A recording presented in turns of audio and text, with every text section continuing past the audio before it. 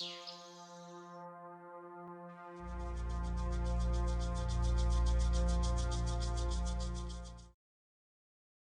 morning, everybody, and welcome to another Ascension Messages. My name is Bobbie Richardson. I will be your guide for today.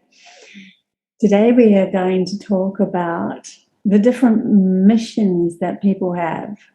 Now, I can't exactly tell you everything that's going on because there is so many missions, but you know how our logical mind wants to make sense out of all of this. So I have put up a list of some of the missions that I know about that I can share with you guys. There's definitely different ones. There's definitely more. People can have more than one mission. The mission can change as well. It's not very often, though, that a mission will change unless it was already pre-organized before you came here. This is, we're talking light workers missions here. So people that are souls that came specifically to Earth in these times for the shift to help shift it.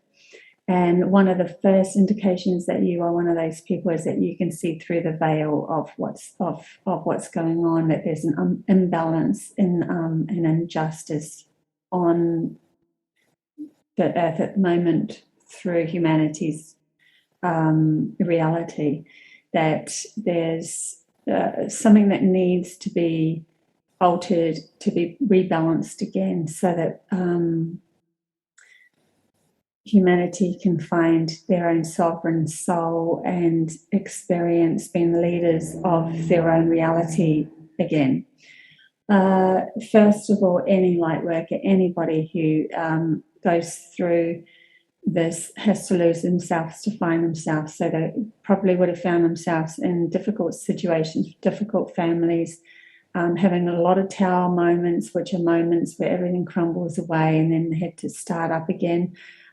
This is all due to breaking down of an old program that they would have been taught when they were going through the educational system, with their parents and all of their programs.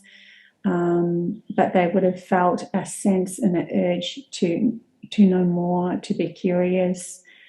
They still have to do exactly the same stuff as what they will be teaching to others, which is to balance the mind first before bringing in the gifts that they had before they came to Earth as a human. So let's get into some of these beautiful missions that people can find themselves feeling into and finding that that's part of who they are and what they're here to do. So first of all, I have up the matrix crackers or smashers, matrix smashers. I used to call it matrix crackers, and then when I wrote it down, realized it sounds like a biscuit. So yeah, changed it to smashers.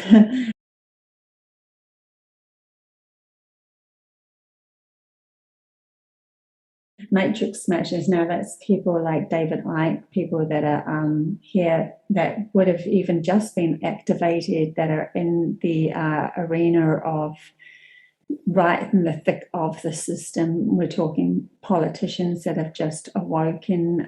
Some people that are in high places, like in the police force and all that. They are light workers. Who position themselves into the thick of it all so that they can awaken right at the last minute.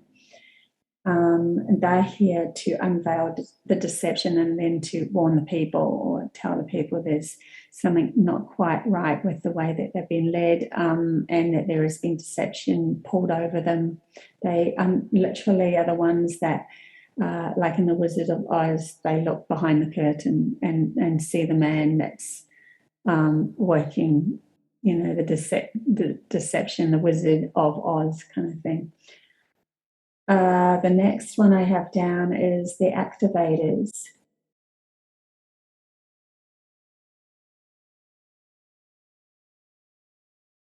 So the activators will have to have lived the experience to share it with others and then activate those gifts within others. So in other words, people who have experienced telepathy, experienced telekinesis, experienced teleportation, experienced little gifts within themselves, and then those gifts that they've experienced through their life and had like seen other into different dimensions and all sorts, they then hold that frequency of knowing that that is actual ability that humans have, and then they will become the activators for those coming up the ranks. So they hold those special gifts. Those gifts could be so many diverse things. So I won't get right into all of them and maybe have to do a talk specifically on activators. Honestly, I could do a talk probably specifically on all of these different missions. The next one I brought up was the connectors.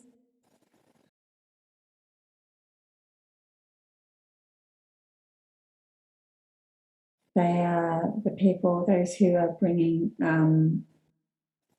like people together, like they literally love to bring groups together. They probably love to have parties and that, and seem to get along with everybody in one way or the other. They also can have a strong feeling to buy land and be the guardians of that land, and then bring people through to that land. So they are the connectors of humanity, starting to be the guardianship of Gaia, with Gaia again. So they're the bringers together. They're the ones that bring everyone together in groups that resonate. And then there's the communicators.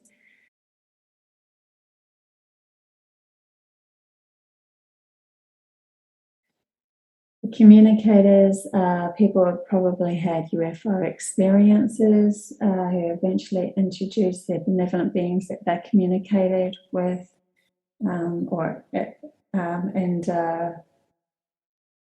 souls that usually come straight from another planet. So the communicators are ones that have literally had UFO experiences, telepathy with benevolent beings, and a lot of us have had this. So that's why I said at the beginning we can have more than one mission, and we can also change it. But sometimes there's specific people just specifically really in tune with being the communicators of and having experiences with benevolent beings, and then they will share those experiences with others. But not only that, they'll probably be the first ones that those of other planetary places will actually come down and physically see them and see them as, can you please be the not the leaders, but the interpreters of them, so that they can have a go-between, a human that is a go-between. So they would have probably been with that actual benevolent being. They would have had them as their soul family and had been on that planet, lived on that planet for a very long time before they decided to come here. And then the communication starts, the UFO experiences, telepathy, the feelings of that home, and then it gets so strong that when they clear their mind, do the shadow work and balance their mind, they can lift their vibration up to the vibration of benevolent beings that is their family, and then those beings will come and physically make contact, and then they can be the interpreters between humanity and the benevolent beings that are coming. So they're the communicators. I just have to wait, because I have to sometimes get some information from them as I'm talking to you. If I read, it's logical, and it gets just. I'm not very good with reading it out, because I've read it all. I've written it all out, but then it becomes distorted because I'm not in my right hemisphere and allowing them to communicate with me. So I'm sort of going between, and it's getting a bit. So sorry about that. Okay, so the next one that we have is the Seekers. I'll read this and then I'll wait to see what they say about that.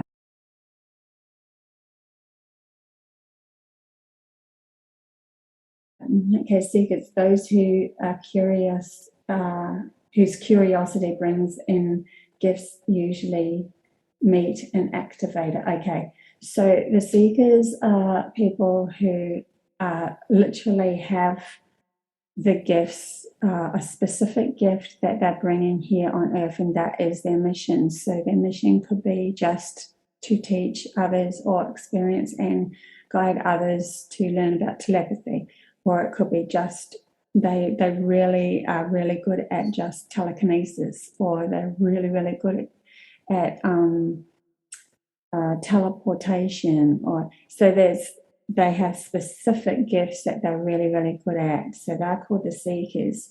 So they might come across an activator first. So the activator will remind them of the gift, and it will have this. They will have this passion and desire to know more, and they get really into it so much that becomes their life, because they're so excited about learning that gift. And then they start to activate others just specifically on that gift. So they usually Seekers have one or two gifts, or one gift, but they're really into it in a big way. And I was told that when the governments fall, that the Seekers should be activated. So that's one of my jobs, is to activate Seekers, and why I do intuitive counseling for light workers to activate the gifts, because I've been gifted a little bit of everything, and then I can activate them. And that's why I said activators live the experience and share with others to activate their gifts. So activators can have a vast amount of little gifts that they've touched on, and then they activate them in the people that are going to bring them right in for others. Another mission is the elementals and the connection to the elementals.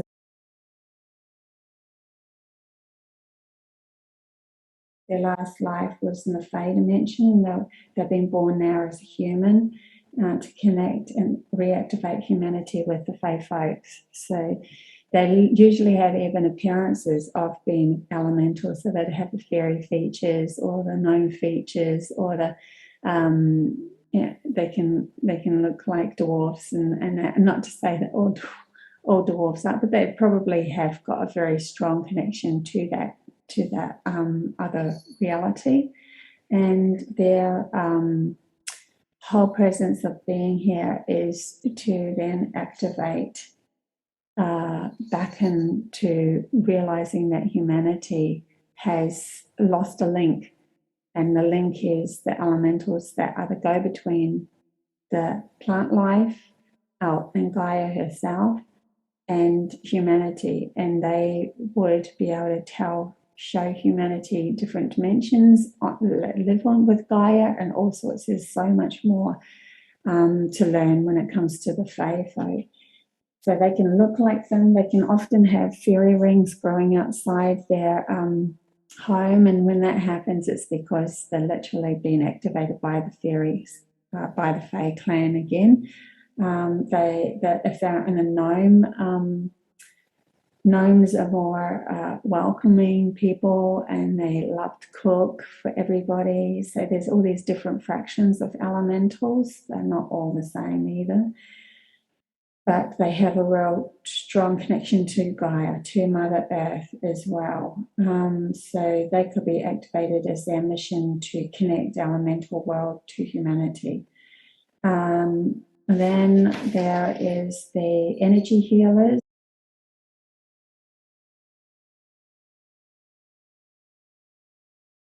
those are those who feel energy shifts within the earth and the consciousness of humanity and work to stabilize it through meditation or even just straight on the land. They can activate in clean water. So they are the healers of Gaia and the energy that's surrounding us. And they can, some of them are just for Gaia, some of them are just for humanity's consciousness. They can literally tap into and feel where there's a lack and where there's not. Those missions will be activated. Some of these missions are still to be activated, by the way, when the timing is right. So I'm just bringing them up. There's the animal guardian.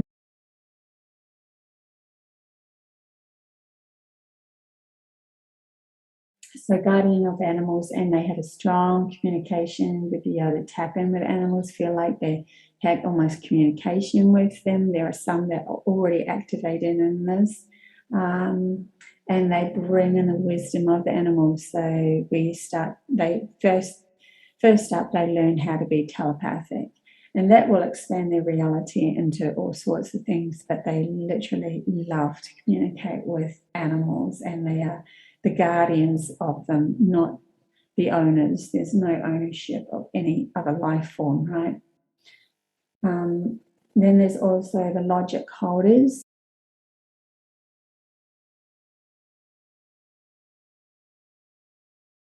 And the logic holders are those who they challenge the status quo to help keep all grounded and balanced. They are the scientists, the material architects of this reality. They are open to learning about things outside their logic, but they will always ground logic. So that's an important mission too, because if we get too out of balance with our right hemisphere coming on board and we forget about our logic altogether, then we're not going to bring unity together. So there are those specifically that have learned all about logic and really know it inside out, and the strengths and the gifts that it can bring. And they help ground all of the other mission people into this reality. They literally help. Okay, well, how can we bring that gift into reality? How can we ground it here? How can we create the websites? How can we create the companies that are going to ground it, like kind of into the logical sense of how do we activate this in a way that's going to be conducive for humanity to work with in a material way. So they ground it. Not to say that companies are going to be reformed, but if as a company, it would be more of a company, like there's a group of people that work together. There's not going to be leaderships and all that sort of thing anymore. Everybody takes turns of being a leader with their specific role of what they're really good at, rather than one leader being on top and everybody listening to that. And then we have to be kind of whipped into order, even if that person's coming from their own lack. That's all old program that's dying. So this is all to do with bringing in a new concept and grounding it. So they're called the logic holders. And then there's the overseers.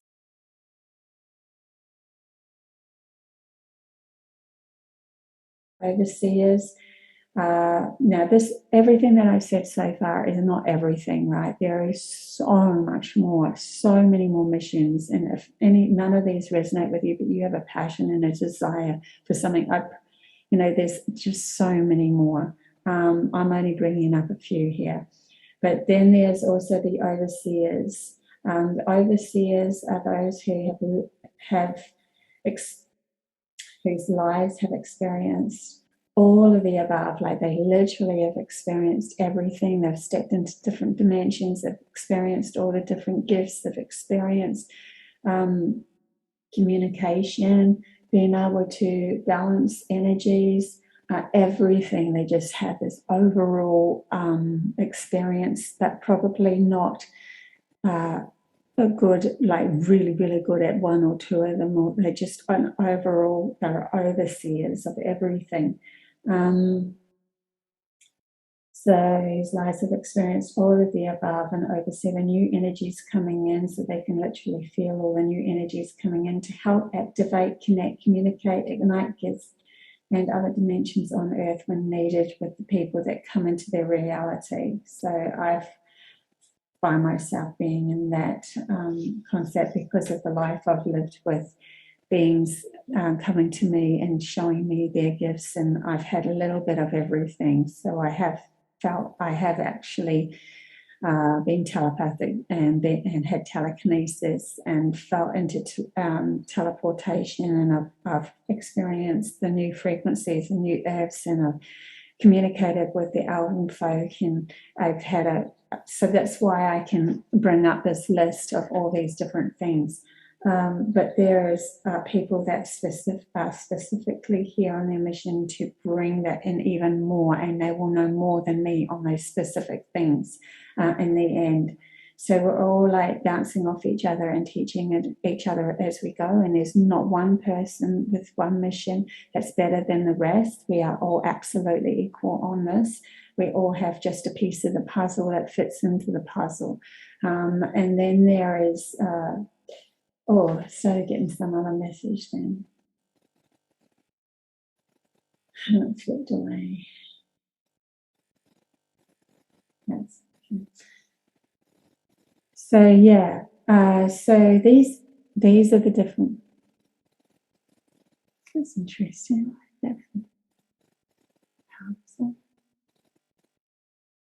Okay, something just activated. Word just activated on my. Wondering if they wanted to give me something, because Word automatically just activated up on my computer. No one was touching it. Okay. There's definitely something else that they want to bring through. Let's just see what that is.